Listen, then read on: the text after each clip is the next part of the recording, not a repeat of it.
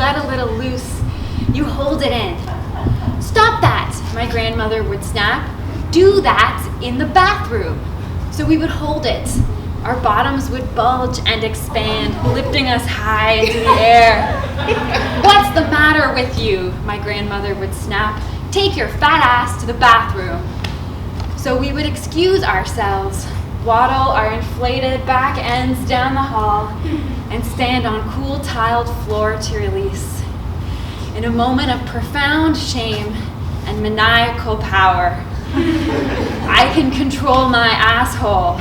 I can control myself.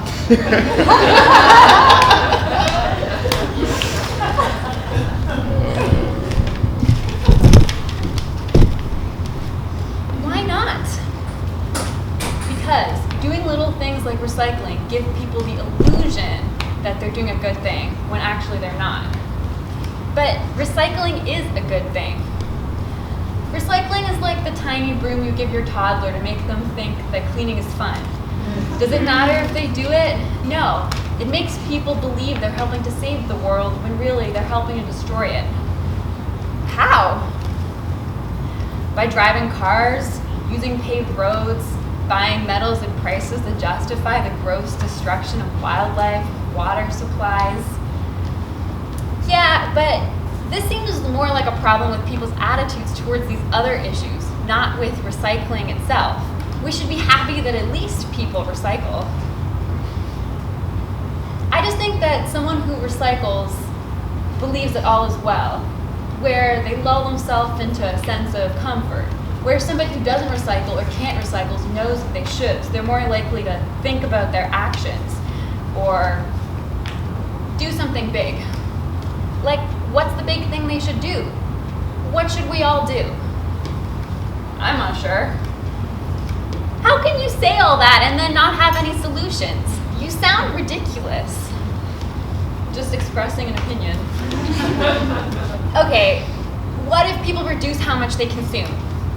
Yeah, that's fine, but it's like recycling, it's tiny. Yeah, but at least then people can say they're living with integrity, according to their values. I don't know if anyone who lives in a big city can say they don't have a big environmental impact, no matter what their values are. They might believe they have integrity out of ignorance. I guess then at least they'd be happy. All right, so lifestyle change, should people all move to farms? Well, farmers are actually some of the biggest polluters with all the pesticides that a lot of farms use and how much water they use, and they deplete the soil of nutrients. Okay, so should I move to a cabin in the woods? You're back to square one. It's so tiny. Okay, what? Do I have to change major policy to make a difference? Yeah, that's a good thing. Okay, so if I advocate, well, most advocacy never changes anything. So I have to become a major politician and rewrite a big policy or invent some hugely implemented technology and own a giant company in order to make any difference? Yeah, that sounds right. But that's not possible. Everybody can't do that. Everybody cannot do those things. It's not feasible. Do you really think that recycling is the reason that people aren't doing those things? I just think that someone who recycles is likely to think they're an environmentalist when they're not. Well, why aren't you changing major policy? Do you even recycle? Well, I don't call myself an environmentalist. How can you criticize people when you're doing even less than them? When you don't even recycle? Are you somehow better than them just because you admit that you're shitty? Yeah. Don't you care about the environment? Yeah. Your calmness in this discussion is infuriating. How can you say that you care about the environment and that it's being destroyed and then nothing we ever do is ever likely to make a difference and then just be so nonchalant? You're getting really freaked out by this. Because it's incredibly frustrating. Oh my God, stop laughing. This conversation is frustrating me. It's like you built a big wall in the middle of a freeway. I didn't build anything, I'm just pointing it out. And then you just walked away. There has to be a way forward. What's the creative way forward? You can't just put up a wall and walk away. How are we gonna live?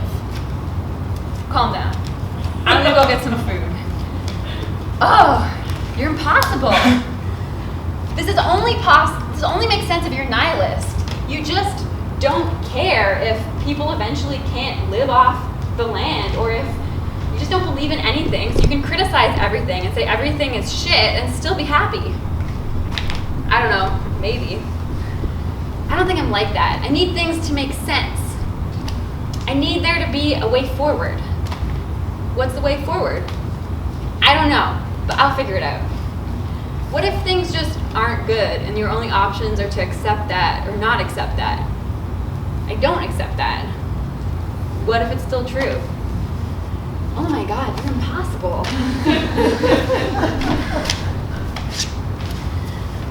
What's the issue here? What's the deal? There's something wrong, but I can't quite feel what exactly, specifically it is. Coke and baking soda will cause fizz and explode. I'll explode. Can you feel it erode my sense of security? These contradictions corrode all sanity. Look, I see the explosion, but what's the causal ingredient? I just have this emotion of injustice, anger, frustration, and pain. I'm sad, alone, fat, ugly, dumb, and ashamed. But this is not about me, for look where I stand. Fed, clothed, housed, loved, there's peace in my land. There's people laughing down the street around me. Birds chirp, cars thrum, wealth abounds. See, I don't see. Why can't anyone explain this to me? I feel dumb yelling at the capitalist economy, or companies, or government, or citizen autonomy. I feel stupid calling us selfish, or evil, or sheeple, or making other generalizations about people. I feel dumb at protests like they have no effect. I feel dumb debating friends. I mean no disrespect. I feel dumb reading books that I don't understand. I feel dumb graffitiing doors to say fuck the man. I feel dumb donating to charities with Band-Aid solutions. I feel dumb wishing for a big revolution. I feel tiny volunteering on tiny local projects. I feel dumb going overseas with my dumb savior complex. In fact, I feel stupid just reading the news. I feel dumb standing here expressing my views. Imagine you're standing alone in a room, in your right hand, a bottle of Coke Classic. Surrounding you are wall-to-wall hills of white powder. You twist off the cap with a loud snap. Step forward. Turn to take a sip of water. You're cutting your sugar intake. Then place the bottle gently on the floor. It clatters quietly. Take a pinch of powder and drop it in. No reaction. Take a handful and sprinkle it over. Pick up the bottle and dump it out on the hills of white powder surrounding you. Nothing happens. Taste. What is that? Cocaine? Again. Flour? Again. Sand? You need baking soda, but this powder is an inseparable mess. You're out of Coke anyways. You leave to buy more. Will you go back to that horrible room? Now you're thirsty. Oh no, you forgot your water. You pass a sign. Refresh with Coke. What do? Folks, it's not an analogy, it's a mess. A hypothetical situation of stress, my stress. White powder everywhere.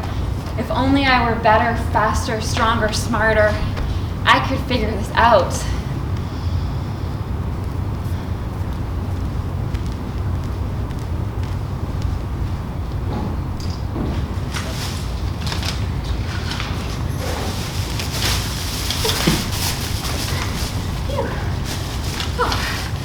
I'd make it.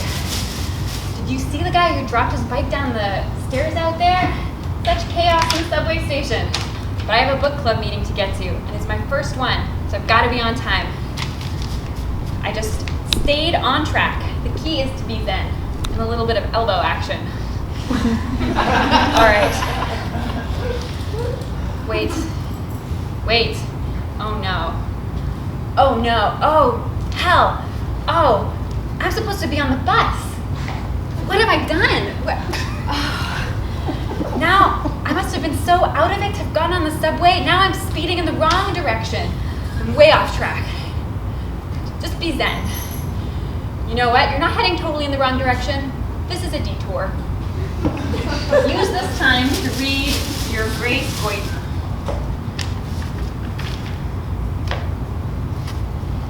In this struggle for control, we often numb or repress the unknown that is frightening us and grasp at what we can argue and understand. I love this poem by Kenneth Patchen. And so the little field mouse said, "All right, but first explain something easy, like, for instance, why does my heart beat? Otherwise, you'll never convince anyone that blowing up the world shows how far along smart you've got. It'll just, plain simple, prove how crazy you are." Patchen gets at something key with this piece of poem. Oh, hot. That was really hot.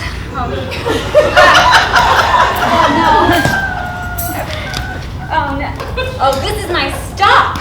Oh, I'm so sorry.